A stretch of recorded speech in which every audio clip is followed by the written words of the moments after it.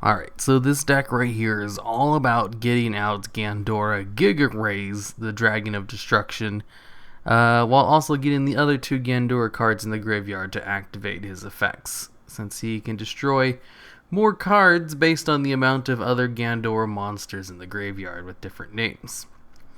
Also, I have Eater of Millions in here and Pot of Cupidity because he gains 300 attack for each banished card, regardless of the fact if they're face down or not. And this is a really easy way to get a whole bunch of cards banished.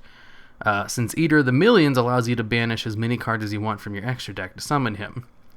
Well, technically, his effect is you can banish at least 5, but literally as many as you want. But you need at least 5 cards from either your extra deck or your side of the field or hand. Wait, is it just your field? Yeah, field or hand. So usually it's just 5 cards from your extra deck, but you can send all 15 if you want, and your entire hand.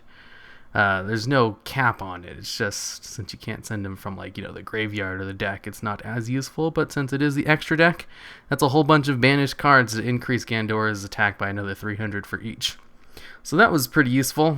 His other effect is also super useful. If he battles a monster, he can just banish it instead of going into damage calculation.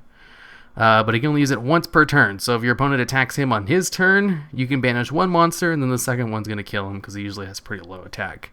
Since his attack is only 100 times the number of face-down banished cards, which is usually not that much. Even if you banish your entire extra deck, it's only 1,500 attack.